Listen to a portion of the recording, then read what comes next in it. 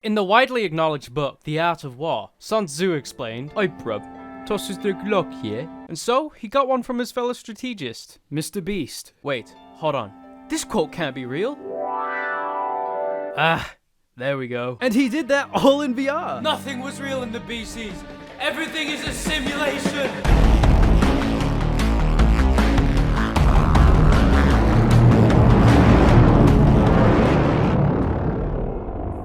Currently, as I'm writing this, the top selling VR games are these. Now, if you have way too much free time and are an impulsive spender, you would know what is common in the majority of these titles. That's right, you can shoot guns, baby! Woo! Flying Eagle, AR-15s, fireworks, Imperialism? Have you ever wanted to live out your fantasy dreams of breaching the Geneva Convention? Well, now you can. No death row for me, baby. But actually, wait. It's about how you breach these conventions. Can you attach tools, or do you have arms, or more simply, do you feel eternal regret for killing a piece of code? Trying to insert myself into a developer's perspective, gameplay in VR is a lot more complex than the standard comfort of carpal tunnel from a mouse and keyboard. You're actually looking around you, peering into your peripheral views, interacting with the environment out of sheer human instinct. Whereas with a mouse and keyboard, virtual reality is more intimate since you have the point of view. The design choices should hopefully have how a player explores in mind, with environments delicately designed to cater to that natural instinct of just looking around. Now, there are three main games I want to use as examples for this video, mostly because these are widely considered as the more full-length games, and I've played all of these. How convenient. Cock and ball torture, Dr. Freeman. Half-Life Alyx by Valve, Boneworks by Stress Level Zero, and The Walking Dead Saints and Sinners by Skydance Interactive. I'm not going to concentrate on the stories or the lore of them in this video, but more of the gameplay and mechanics, whatever that word means. I don't know, I'm a gamer. I'm going to draw comparisons between these three, and no matter how much I'm going to complain about them, I still think they're really worth checking out. And if I get anything wrong, feel free to let me know. I completely welcome you all to count the times I utter the word feel. Hey you got legs? Yeah, you can use them to get somewhere. I know, right? Let's see, all of these games have a walking mechanic. That's nice. Wait, hold on. Half-Life Alyx? The Walking Dead? What is that? You don't have any legs? How do you sleep at night? Okay, regardless, let's put that hovering torso of yours to the test. In terms of sprinting, Half-Life is lacking this. Instead, you are gifted the choice of three movement options: blink, shift, continuous, and continuous hand. Or in Goo Goo Gaga layman's terms, teleport, teleport, hover. I've played the entirety of Half-Life Alyx within the continuous movement style for maximum immersion. But with the incredibly slow movement as if I were Atlas carrying a planet, I'd find myself spamming the shift ability occasionally. More frequently at late game, just to speed up the pace a bit. I believe the walking is slow because motion sickness is very common when it comes to the complaints of virtual reality. But the second time I played through Half-Life Alyx, I came to the realization that the linear maps are fairly small compared to the previous Half-Life titles, which could be going unnoticed mostly due to the slower movement of your player. Sorry HEV suit, no sauce runs for you here.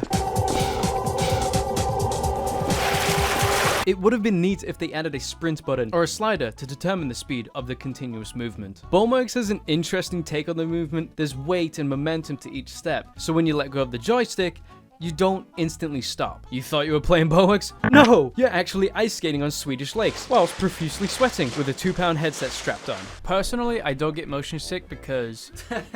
yeah, I play games. I'm happy you could tell. Please God help me, the CEO of gaming has me at gunpoint. The ability to sprint for an unlimited amount of time is a godsend for me. It supplements to make the combat a lot more fast-paced and reactionary, fueling my John Wick fantasy. Ooh. Even a bullet time.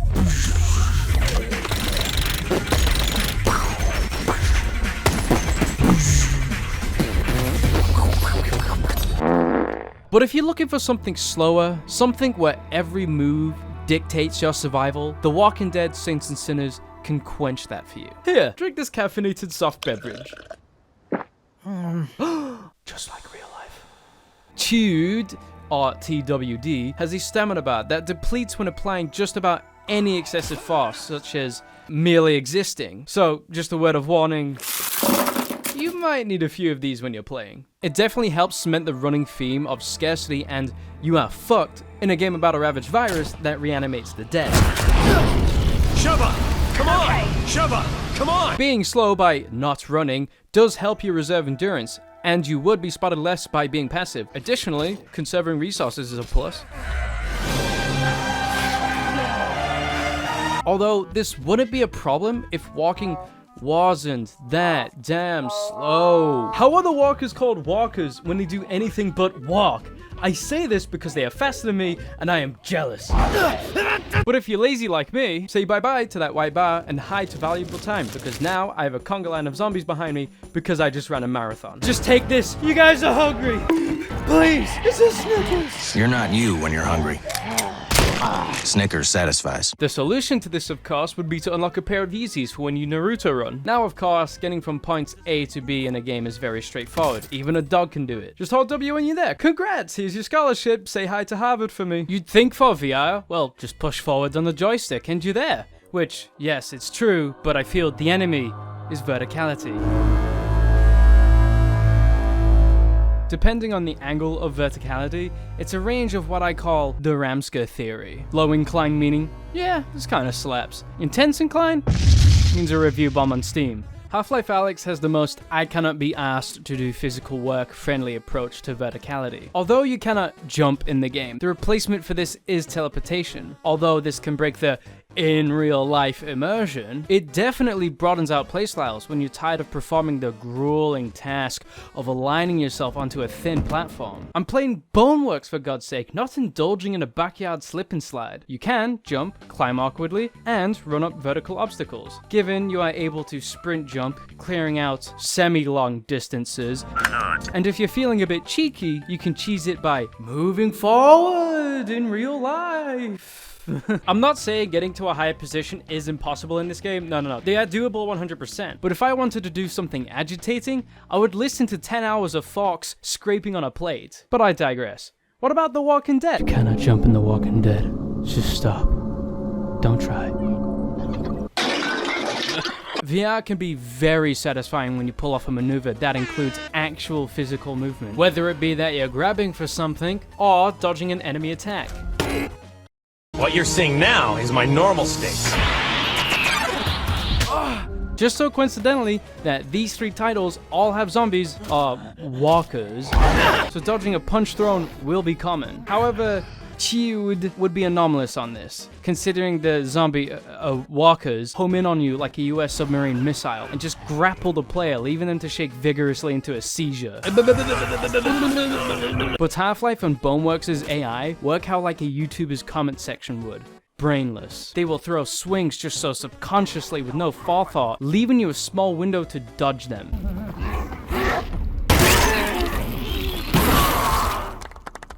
Simply put, it's really satisfying to limbo out of harm's way at the expense of a few vertebrae. It's okay. The doctor gave me a cherry lollipop in the end.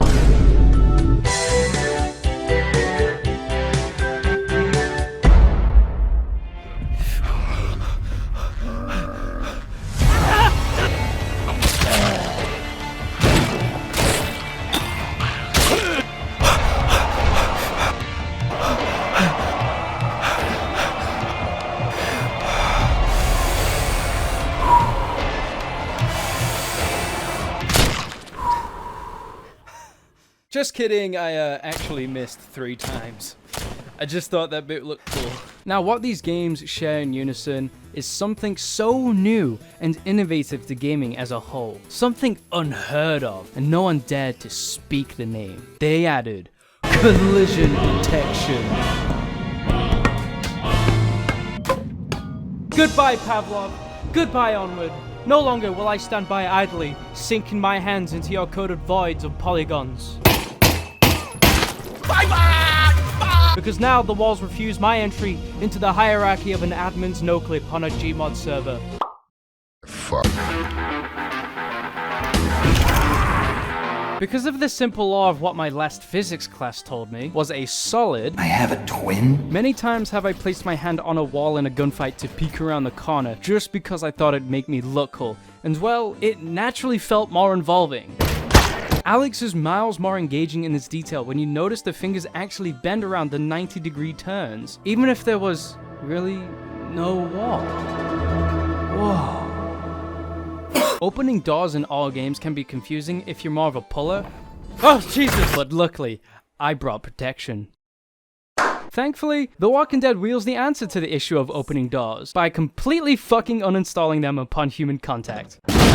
Climbing onto higher surfaces can be a chore sometimes, especially when the game makes your character 5 times the body weight of yourself. Half-Life Alyx, well, we explained earlier through the known human ability of dematerializing from one position into another, but Boneworks in The Walking Dead are all about being Peter Parker, climbing poles, ledges, and walls. Wall climbing in Boneworks is a harder challenge than ascending the dawn wall horizontally with virtually little weight control of where your body flings to next.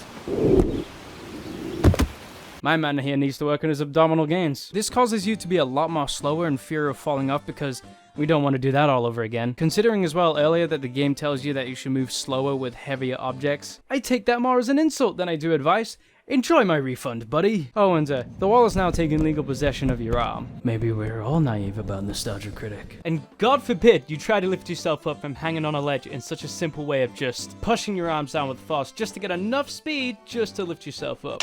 No, no, no! You have to extend your arms out and push down on the right stick to form your legs into a crouching position to elevate the player model. I believe a lot of people would have missed this very annoying yet useful technique in the game. During writing this now, I have only just realized that pushing down on a stick doesn't make the player crouch, but instead it pulls the legs up into a bent position. Therefore, when on the ground, the body follows the legs downwards because they're attached. I'm slow, please bear with me. But again, that doesn't disregard how grating it is to lift a body with the mass of Eddie Hall. Uh-oh, ding ding ding ding ding, they updated the game. So, because this video is taking a while to complete, Boneworks has had enough time to be updated. In the new update, when you mantle something, the legs will automatically lift up. Well, this is very handy to new players, of course, but the method of manually lifting the legs is more reliable in the end. But we appreciate you for this stress level 0. Love ya. The Walking Dead has a slightly more lighter, firm feel when you climb, essentially transforming you into an Olympic gymnast who can extend his arm out full from a window ledge with only one hand. But the enemy of this superpower? There's a time limit. Being the stamina you have racked up. Luckily in The Walking Dead, one of the many benefits to not living a fully physics-based player model life is that lifting yourself up onto ledges are like a breezy summer day during a pandemic. Oh look, it's a walker just doing his weekly shopping whilst practicing social distancing. Good heavens, it's a Tory! Of course you can argue that these are just 2 different design choices that, I will agree, serve their own purposes to each game. Boneworks is more of a figure it out yourself. However, The Walking Dead is a fixated on rails type when climbing. No! Don't kill me! There was nothing we could do. I mean, you could have just not shot it? Personally, I prefer the latter. It's a lot more player friendly in the end, even though it can be very restrictive to what you can mount onto. Climbing cars can help you regain stamina and safety, and provide an overview of the dangers present. And also, the walkers fucking cry about it. One of the major things out of these 3 is that Alex fans does not have any arms, and that is why I think Valve accidentally made the canon sequel Rayman 4. Funny man with limbs go whee! Contrary to Boneworks in The Walking Dead, where they actually have arms with elbows that are about as anatomically correct as a 3D JoJo opening, which serves in their own right, of course. The Walking Dead has these arms designed so when zombies grab them, you'd have to shake them off. Boneworks' arms are designed to get stuck in between every single door that you traverse through. Again, in the new update, they fixed this, but I like the idea of the arms going sicko mode. I personally find this funny, so I just want to keep this part in. Oh, and you can also press the buttons with them, which is pretty neat. Interestingly enough, the absolute chance at Valve explained why Alex, in canon, has no arms. In an interview with Game Informer, Valve's Robin Walker explains, it's immediately apparent when you watch someone else play the game that you don't have arms. But when you're playing the game, you don't notice that at all, because in real life, you don't really notice your arms either. To then further elaborate, quote, we don't know where your arms are, unquote. Where are my arms? Where my arms are? Oh, that's right. They're in the door again. Is this your nanomachine, Tomorrowland? I guess that means I don't get the op bonus. In regards to not knowing where one's arms was, I feel Boneworks simulates the positions and the speed the most accurately. It feels natural to hold a weapon, what with arms that bend like how anyone else's would whilst wielding the famous American children's toy, gun. Now excuse me for using such a broad word of impossible standards that people cry for all the time in forums of any shooter ever, but that is realistic. I especially love it when I'd be rushing through an area just for me to push someone out of the way. It's such a goofy alternative of melee combat, just bullying them with the power of a school kid's scare tactic. Zombie in your way? Move out of the way, PewDiePie viewer. VR dribbler trying to tell you the good word about the almighty Lord Jesus Christ? Move aside. I use Reddit. Volatile flesh-eating monster? Let's teach him a little lesson. Let's talk about the cool kids for a moment. If you have ever played these two before, you'll notice that sometimes your arms might lag behind yours in real life, depending on how fast you move and if you're carrying something. Boneworks does a really good job keeping up, but The Walking Dead, it just puts a bit too much emphasis on it. It's hard to portray that through footage of me just showing gameplay, so let me give you a quick example.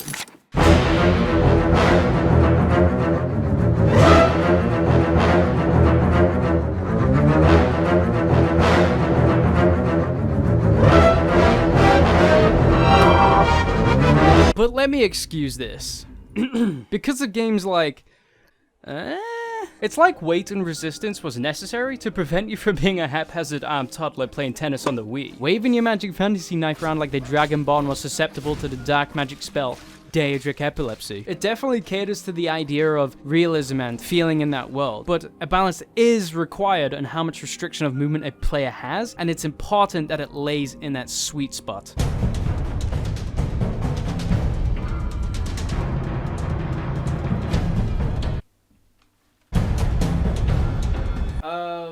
I guess I could run some errands? Is it done? Okay. Ooh. Oh man, it's done! Alright. Oh. The major step back to a physical interaction is haptic feedback. No, not you. We don't do gamer sex on this channel. Ugh, gross. Get out of here. I guess that means I don't get the op No, bonus. get out of here. We've already done that joke. Stealing it from Seth and Pyro is enough. I'm sure when you swing an axe at an enemy, you're not gonna feel that resisting force in your arms when you land that killing blow. Oh, fuck. The only thing you would receive in return would be a vibration in the controller. In the time of playing these games, I noticed that a major tool in game design fills that void of feeling that force. The sound design.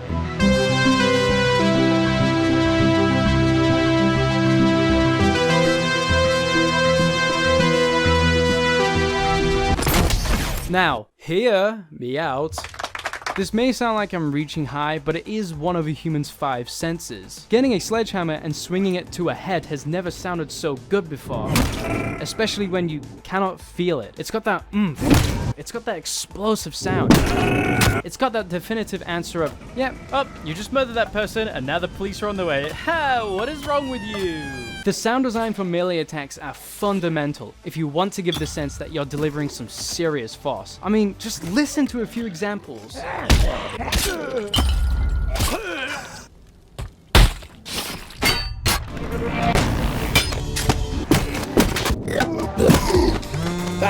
Oh yeah, to end off this section of the video, in Half-Life Alyx you can also practice social distancing. What people realize right off the bat in these games is that anything in the world is something you can get your greasy smeg-infested mitts on. When I saw the trailer for Half-Life Alyx, I noticed straight away how the player can move cans of Heinz beans on the shelf. Yes, of course you could do that by pressing E in Half-Life 2.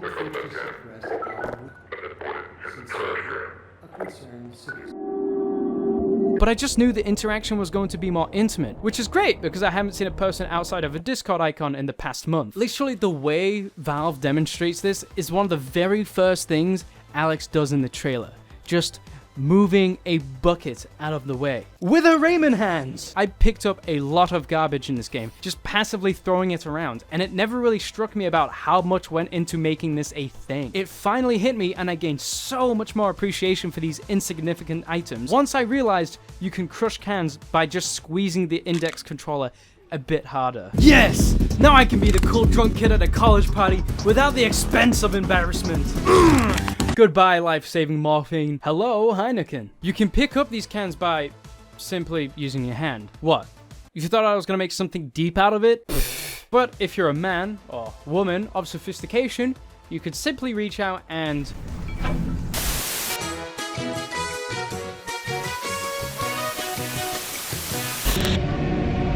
No, Disney, stop. I'm sorry. All three of these games have this ability of the Force Trademark to retrieve items in out-of-reach distances, or for gamers with back problems for sitting in their racing chairs 24/7. Wait, what? Boneworks and The Walking Dead have this mechanic too, being the most convenient tool used in any VR game ever. It makes picking up items less of a chore, yet it's near a necessity when you accidentally drop something out of reach you cannot get to, as well as being more friendly to those players who are fortunate enough not to live in the US, but unfortunate enough to miss out on houses big enough to be mistaken for a mansion. So for those living in closets for $2,000 a month, don't worry about having to kneel down to pick up your ciggies. Nicotine addiction actually carries the side effect of telekinesis. Alex makes picking up items feel exceptional, like you actually yanked something towards you. The idea that every time you have to flick your wrist to use the Force Trademark may be discouraging at first, but the more you do it, the more it normalizes up to lassoing an item and pulling that rope towards you, and it feels so nice to catch it. And Half-Life managed to contextualize this tool in the game by building character around it, calling it the Russells, and having it compared and combined with Alex's tool, the Alex? I think I can reroute this with my multi-tool. Your what?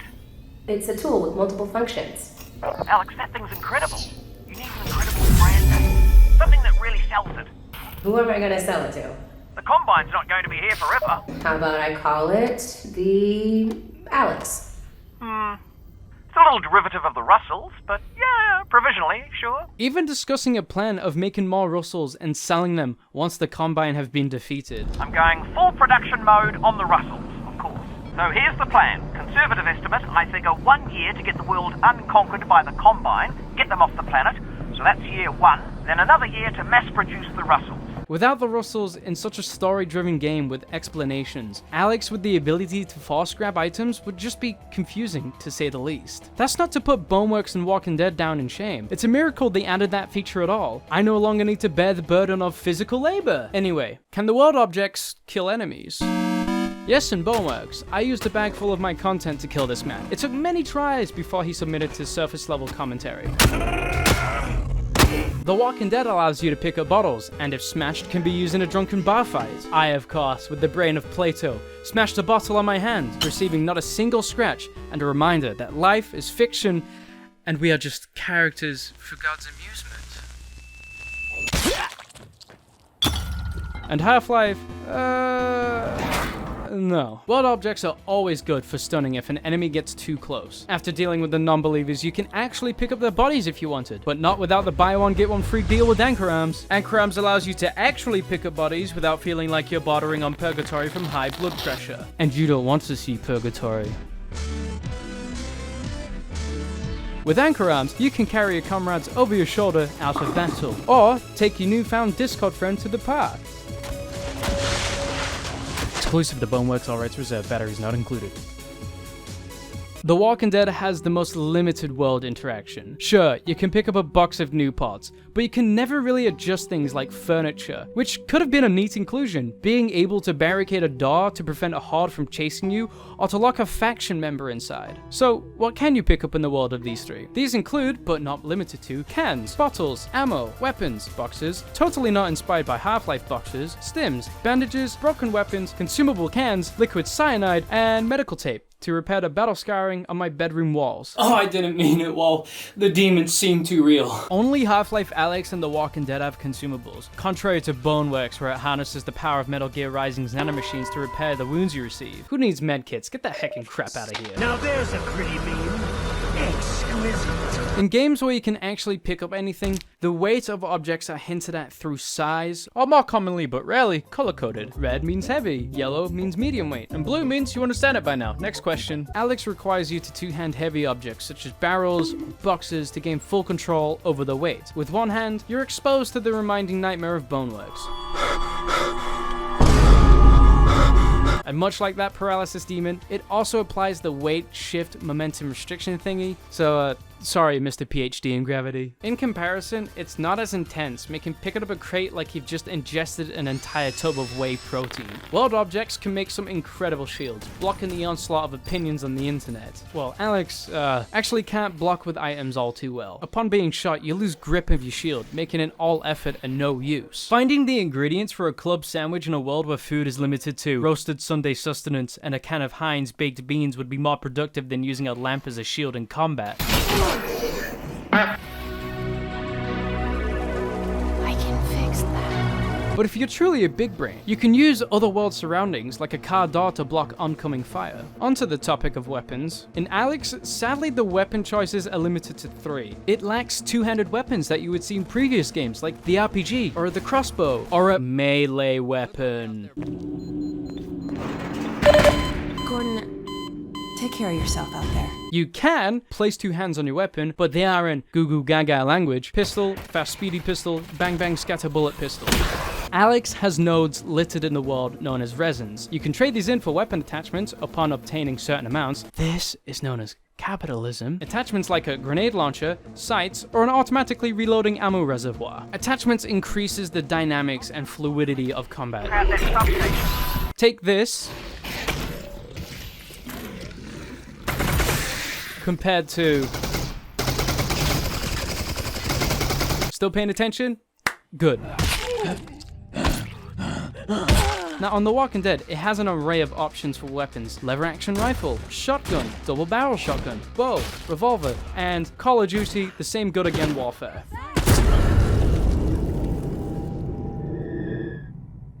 This game fills your inner Christian hoarding addiction. You're provided with 3 crafting benches, survival station, gun station, and tailoring off-brand Gucci section. Everything and anything that you can pick up in this game will be recyclable, from keyboards to feudalism and sentient cigarette boxes who want to escape the confines of the bourgeoisie, supplying you with not only the resources to craft, but also the reduction of greenhouse gases. Yay!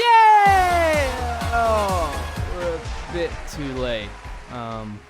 Sorry, New Orleans. You can upgrade these benches, which in return allows you to craft stronger weapons, but by the time you're able to craft the last item, it'd be easier to nab it from a faction member, unless you sweat out an entire pool from the dedication to fully upgrade the benches before story progression. What? Where did my knife go?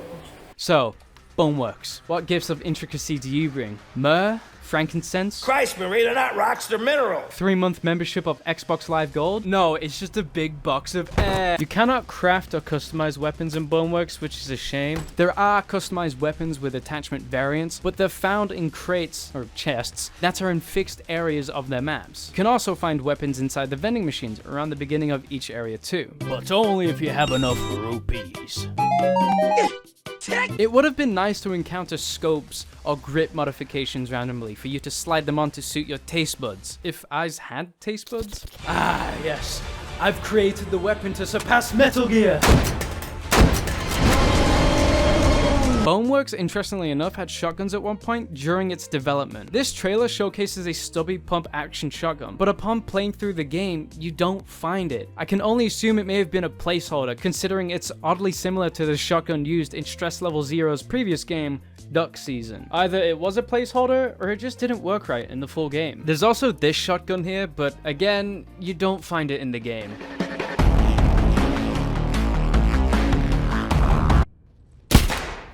Huh?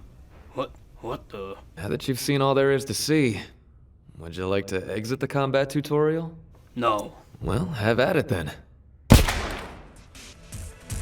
Guns have to be gripped at all times in the Big BW and TWD. If I ever so gently let go of my controller, I will have dropped my weapon and traversed up Olympus Mons before realizing I left it behind. Hey, but it's okay because I get to respawn soon. Although any other VR handset with an actual grip button would be harder to accidentally drop your gun to totally not set it up for a joke. There are toggle settings with the weapon grip, but with knuckle users, that option is near enough defunct. Much like the game development department at Valve. Oh! The entire point of the Knuckles controller is to actually feel like you're grabbing onto an item, hence the strap and the ability to let go of the grip. I just have an irrational fear of letting go of things, and I wonder what PT would have been like these past 6 years. In Half-Life, you star in a sequel of Akimbo, Potter and the Curse of the Superglue. You cannot drop your weapons in this game, which removes tactility, but at least I'm not gripping my controllers as if I'm giving birth because of my fear of dropping the only thing stopping me from dying. If in need of your right hand, you are able to unequip a weapon in quick fashion like this. How you reload weapons are self-explanatory to anyone, and if you don't know how a gun works, you've never played a game in your life and you are ultimately a fake gamer. Go play Candy Crush on your iPhones. Ugh. Each game has made their guns accurate or similar to how they would operate with real-world guns. Considering you can't actually feel what trajectory you're inserting the magazine at, the solution to this is a field of magnetism to make reloading a little bit easier. Boneworks requires the player of a little more accuracy, so sometimes you'll wonder why your gun isn't discharging, only to realize your placement is just as miserable as a literal blind date. It's like Half-Life's reloading mechanic works with this invisible half-spherical area, anywhere below the chamber, and then it just takes the wheel, which makes fumbling around to reload a mythical fairy tale. You can empty a used mag, but you cannot store it back in your inventory. You can also cock a bullet out of the chamber and pick up that bullet. I tried reinserting it into the mag, but it's just like a certain Supreme Leader. It wouldn't move. Saints and Sinners? Well... So how heavy are they? Despite being absorbently involved inside the concept of physics and weight, Half-Life Alyx shows no resistance in weapon movement and hand movement. Actually, so much so that my VR's base station lost track of my controller and my right hand went on to live a new life with a wife and kids. With Boneworks, just like I mentioned earlier, the game even tells you that you should move heavy objects around slower because you will have an easier time. For sure you do. It makes it easier to maneuver and angle things correctly and accordingly. One-handing a two-handed weapon unbalances the center of gravity, making Thor's hammer look like an AliExpress knockoff. The weight in the weapons can feel floaty sometimes. The solution to this would be to, yes, use your other hand to stabilize that weight. There are times where I reach over my shoulder to equip a rifle too fast, and there are a few seconds where it just bounces. This wouldn't be a problem if the combat were not as fast-paced as it is. I've had times where I've pulled a rifle over my shoulder and I couldn't grip the barrel because it was trying to escape back to its natural habitat. The Walking Dead's world of weight and momentum is somewhat similar to Boneworks, with the added penalty of stamina drainage, commonly caused by the reckless usage of leg, because walking faster is non-existent and mythical. Stamina will make or break your survival. Emptying this gauge grants you a doctor's degree in heart surgery. There is a noticeable difference in alleviation of weight when two-handing a weapon, where it's miles more stabilized compared to single-handing weapons, where it makes hand tremors look like a more appealing way of living life. Especially when moving, where it has this weird artificial sway to stop you from playing The Walking Dead Black Ops 5. So, how do they feel? Boneworks appeals to different preferences and grips. Want to hold a pistol from the bottom because you watch too many Neil Breen movies? Go ahead. Or how about the real way to hold a pistol? Because really, you're a poser who wants to pretend they know how a gun works because you've never played anything outside of an FPS. Weapons have rotational variants on their grips, making it more comfortable to angle, without your wrists bending in on itself into the fourth dimension. Half-Life unfortunately has fixed placements in where your hands grip the weapons, all including the totally useful teacup grip. Although the weapons are fictitious, they do borrow traits from real-world weapons, so there can be familiarities with the player. Upon receiving every child's first toy in Saints and Sinners, I noticed that unlike Boneworks, and a little like Alyx, there are singular fixed locations to where you can hold a weapon, as well as a lack in variety to rotate my hand placement on a weapon at a more specific axis. The melee weapons bear a little more range in the grip area, but that's about it. If If you've ever held a gun in real life, you'll notice it's heavy, but the weight can also help stabilize muscle twitching. Now hold some paperweight-like controllers, mimicking the ghost of a rifle. If you're a caffeine addict like me, firing with accuracy is gonna be like attempting to live off of YouTube's ad revenue. It's not gonna happen. A pair of VR controllers cannot just become heavier to simulate weapon weight. That's why some people have made stock mods. Thankfully, Boneworks has a workaround for this issue though. Since the play model is designed as a full body with collision physics, a rifle butt would actually be able to rest into the player's shoulder.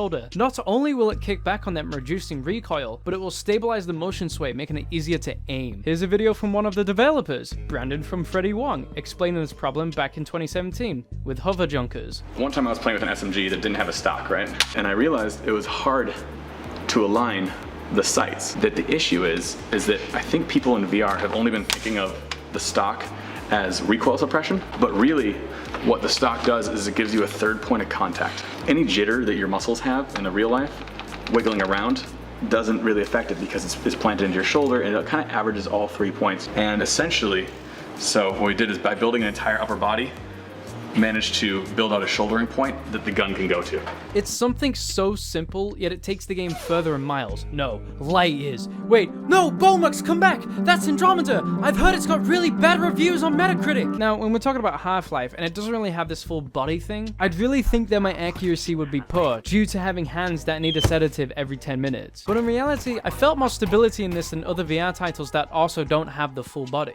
Open season. I'm not sure whether my control had gotten more stable, or that Valve had added invisible training wheels to my bicep. With the more intense, punishing arm movements The Walking Dead embellishes in, it serves as a stabilizer in its own special way. Aiming heavy weapons proper tends to be comfortably smooth, if you're standing still, if you're not out of stamina. Basically, don't listen to Russians.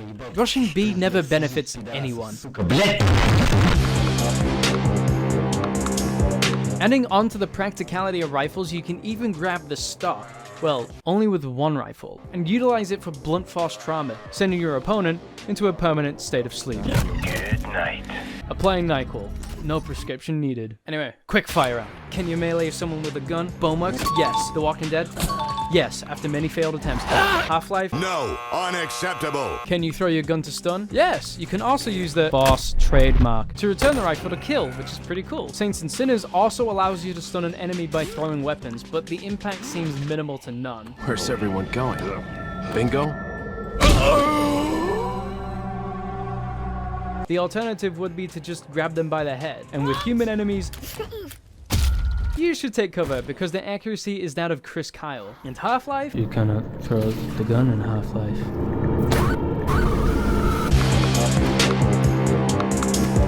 Melee weapons really differ on what you are using, from its range of blunt to sharp attributes. Sorry Half-Life Alex, you'll have to sit this one out. You can only flashbang with sticks. Applying more speed to a melee attack also increases the damage you will inflict. With the sledgehammer, I found myself not only using my arms to swing, but an additional twist of my waist to add in just a bit more velocity, which is the closest I've had to exercising my obliques since the gym closed. That said, I had a little sense of impact when using blunt force in Boneworks. It felt rubbery and bouncy. It never really sank my swings in, no matter how fast, how much damage I perform. It feels rarely satisfying, even with sharp weapons like the hatchet. It doesn't act how a hatchet would, which is to cut. It's like I'm holding a hammer with a transmog of a hatchet. Thankfully, like I mentioned earlier, the sound does help elevate the impact, but visually there's little stimuli to help fuel my virtual Hannibal Lecter's notions. Oh, he must have watched the last episode. A man chooses. A slave obeys. Stop! To kill. A man chooses. Obey! The only weapons that don't bounce off enemies like echo chambers in a Twitter group chat are the sword and knife variables, if used correctly. You can hack and slash, boring. Or, if you want, you can penetrate. Which, might I add, this part of the game was the most fun I had in it. The dynamic of a sword and shield really turned everything upside down before this point. All the heavy objects had so much mass that their gravitational pull had prevented them from falling. The Walking Dead has an interesting world of how melee weapons work, which I feel makes CQC combat more engaging. Oh no. Dog food. If you swing any sharp object, that weapon will nest itself into that zombie. Boneworks does have this idea in mind, but it's hardly noticeable unless you let go of the weapon in an enemy. Boneworks has a faster paced combat to work with, hence its bullet time function. Having your axe stuck in a lobotomite's head every time during the inevitable counters would ruin the fluidity of its unique combat. The Walking Dead is slower, entertaining the idea of strategic choices of picking your targets. Especially with the weapon degradation. Yes, the weapons degrade in The Walking Dead. Knives exist that are about as brittle as a YouTuber's ego. You can even grab a zombie by the head to then sink your knife into its skull. But oh no, it's stuck. Just jam it in further, that will fix it. But it's not over. You have to retract your weapon from the skull with force to unpale the skull? I like this because it can make poor choices punishing. Like when you're being chased by a horde of zombies, one gets too close so you stab it, but now it's attached to you, slowing you down. You have no time to take back your weapon, so you have to leave it behind, contributing to the environment of limited resources. Maybe, if you're lucky enough, you might be able to scavenge the almighty spoon. Oh, I guess I'm not getting that back. I never liked cereal anyway. But except for you, Mr. Tractor Scott Poofs. Oh. Mighty spoon. Oh yeah, did I mention you can grab their heads? Yeah, you did. Doing this is probably the only time you will ever feel like you have a sense of control in the Pyongyang wasteland. It's an interesting switch up to combat rather than just waiting for an enemy to inch in closer. Unfortunately, with Boneworks, grasping someone by the skull results in a slap fight with the power of 1,000 suns emitted by the entire Pokemon fanbase. What the fuck? Why are you filming me? I think I'm dying. In Half-Life, the zombies? Not so much. But you are able to catch the head crabs in midair, making them your new pet dog throughout your 19-year-old life, taking on a science fiction Reich that is not Wolfenstein with only a pistol. Oh, Up Is Not Jump already did this joke? Authoritarian race? Oh, you mistake your real smart buddy now, don't you? Where's my axe? Oh. Given I've displayed how much accuracy and movement Boneworks demands, the idea that holstering a weapon is on the same level shouldn't surprise you. Contrary to my intro, the shoulder holster is actually done well that it even becomes second nature. But I hold gripes with the titty holsters. Like, why is my pistol not even inserting? Even though I'm placing it in the area it's supposed to be. Stuff just kind of miserably falls to the floor. I've had issues with how high the pistol holsters are. Not that it requires high precision on something with a seemingly small magnetized area or anything, but because it forms a double chin from how far down I look. What weapons you can holster where depends on the size and appears like so. Large melees, rifles, and longer SMGs belong on the shoulders. Pistols, smaller SMGs, smaller weapons belong in titty holsters. Saints and Sinners follows a similar formula. I wanna know how I got these scars. No, only that the titty holsters are now floating on the sides of my waist in a very unnatural area, often causing me to look down to see if my hand is actually hovering over my dessert-eating utensil this time. I suppose it is an attempt at a more simplified way of storing smaller weapons, but in a moment of conflict where you have to be decisive, it can cause problems. You get spotted, so you reach for your spoon, but can't seem to equip it. The zombie is inching closer. Last chance now. Get the spoon quick! You turn your head to align yourself, only to realize, oh yeah, I forgot floating is more frequent in this than dead children in a Stephen King novel. Congrats! You know, a 5-star gourmet meal. Hey, The Walking Dead? Why can't you be like your brother, Boneworks? Having a more personal interaction.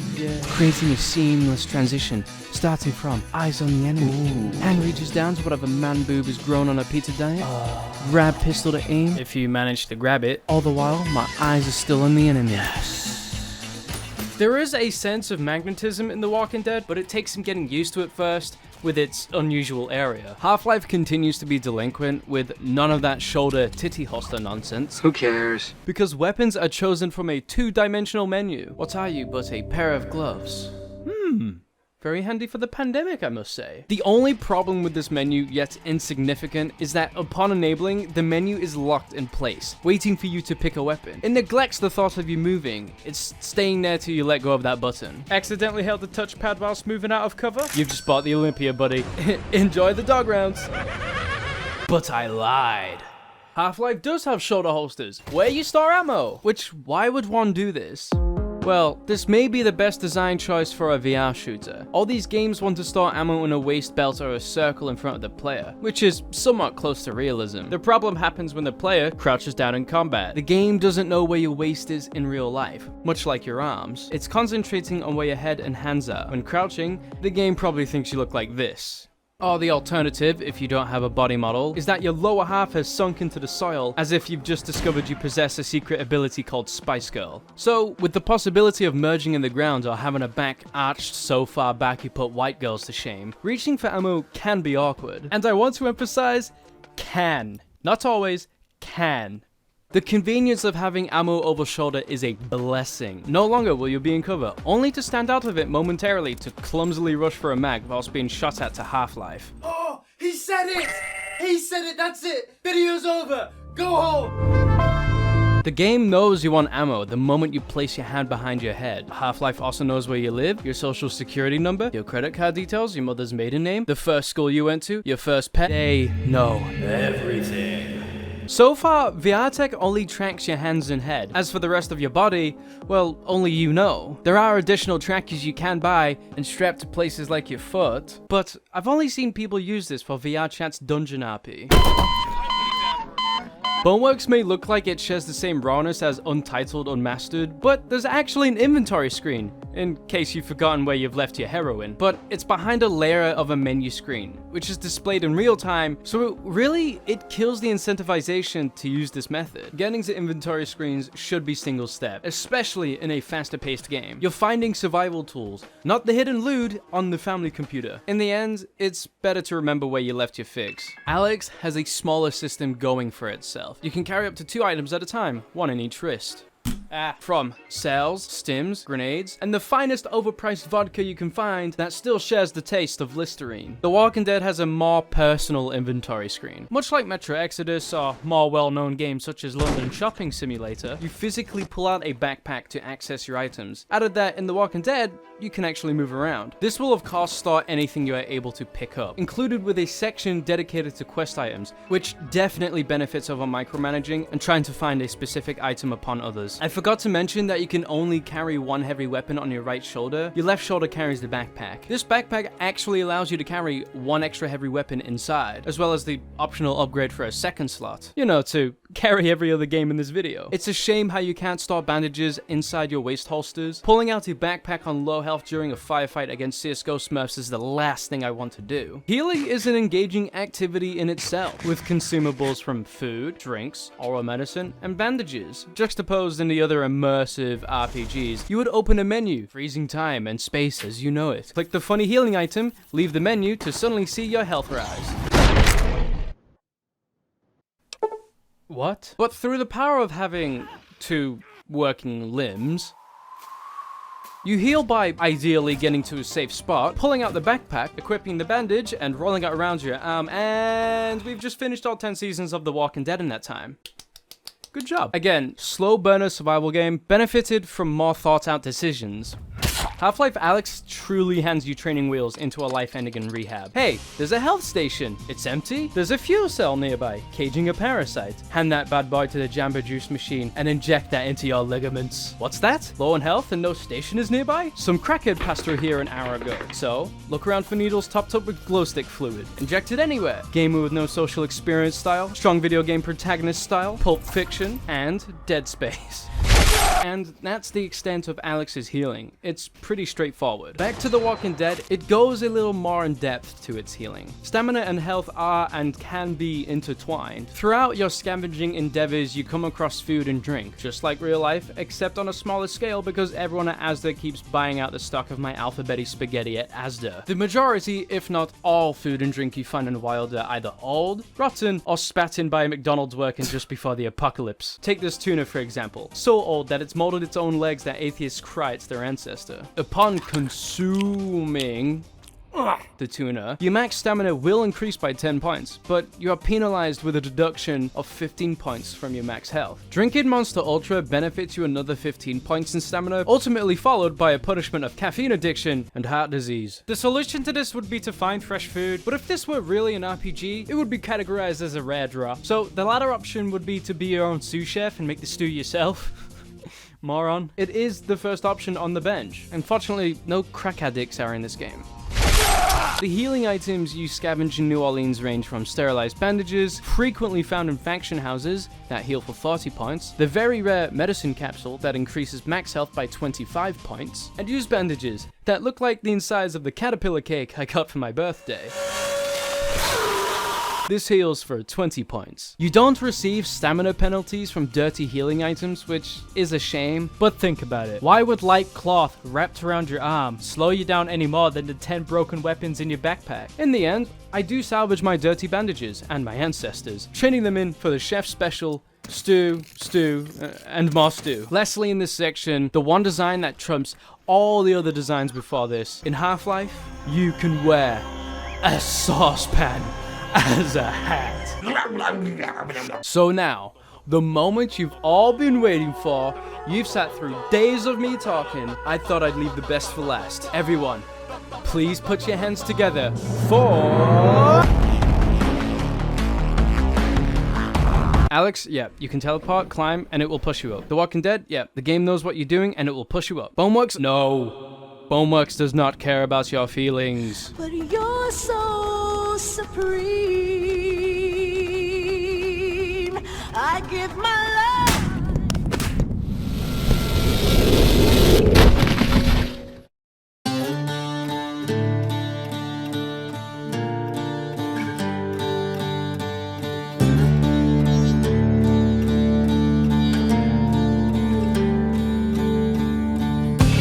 Games have their own flaws and benefits. It is also the developers' views, their interpretations on the ideas to push VR's capabilities, their contributions to show how far this genre and technology can go. Developers may want to push the boundaries and create a more complex, limitless environment, or some developers may want to create a more simple, comfortable environment. Watered down, it is a choice of style. Choice of styles that would have been carefully crafted around the type of game they plan to make. At least I hope.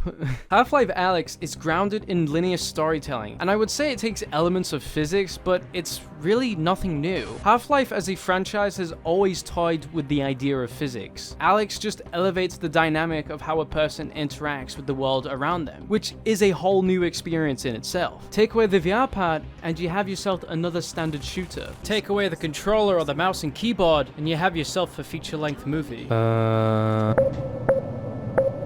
Even the environments, they are delicately sculpted for VR.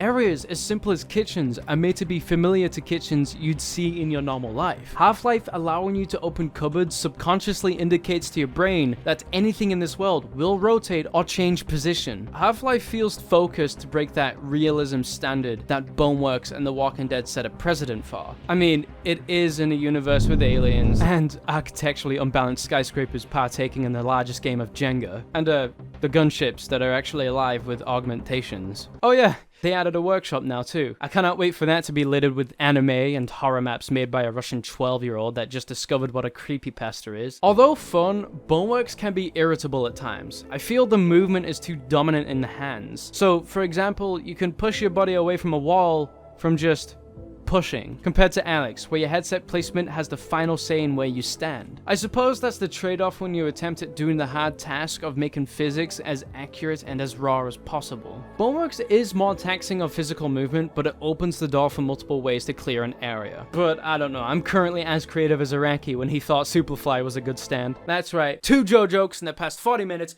You are legally required to like the video. Boneworks is for creative people who want to mess around and pull off absurd stunts, especially for the arguably terrible puzzles. It's okay. I still love you for the fun part of you.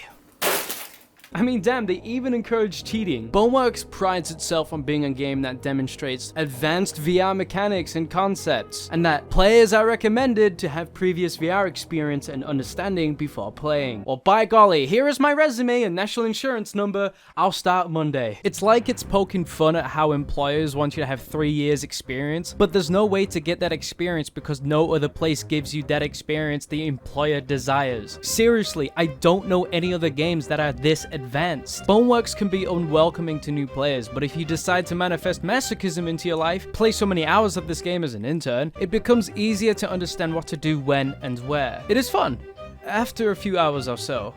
maybe 10. Its physical-ness sets a good example for VR games, especially for future developers. They should look into this for inspiration and ideas on how interactivity would operate. Just at least give me the biceps of an Egyptian god, please. In the end, I have a love-hate relationship with this game. I might have made it pretty clear. Thinking about it now, the other two games are just closeted zombie beat-em-ups, aren't they? I can describe The Walking Dead as a modern RPG survival-based game. Although there's shallow dialogue options with shallow stat counters, I feel it still falls under that category. It is any other game ever made in existence, but in VR. It can be fun to roam around, finding random junk to take back to base to upgrade all the stations. As well as the game acts like a less abusive Dead Rising with its time limit. Spend too long in an area, your watch will beep warning you. Soon later, a bell tower will start blaring, attracting a horde. The more days that pass by, the more the zombies grow in numbers and the resources deplete. If your backpack is full, swapping out items for the best return is essential. Being dull about the game, its map design is repetitive. 90% of the time, paths are grid-based and the objective is navigate to building, enter building, get object, leave. One of the very first people you encounter tells you that the Discord BF is in a building and you are told to find them. You can choose to decline, but I'm a son of God. Upon finding them, they are zombified, and a note is found confessing to killing their infected kids to prevent the horrifying aftermath. But he had a pretty neat shotgun though, I'm gonna take that, thank you very much. You can pick up an engagement ring as proof and return it to the woman. She rewards you with the safe key, and you go on your merry way. Wait a minute, just now. Did she just give me a fucking fetch quest? Oh, I'll manage that behavior. If you really want me to stretch, it's safe to say that you can make a game everyone's already played, but implement VR controls, and it's miles better. If done right. And that's okay. It is more engaging to interact with the world when you get a point of view and you're able to manipulate your surroundings outside of point and clicking. But what do I know? I've never made a game in my life. So in conclusion, give me bigger biceps, I'm very self-conscious, and I cannot do a single pull-up. 10 10s out of 10.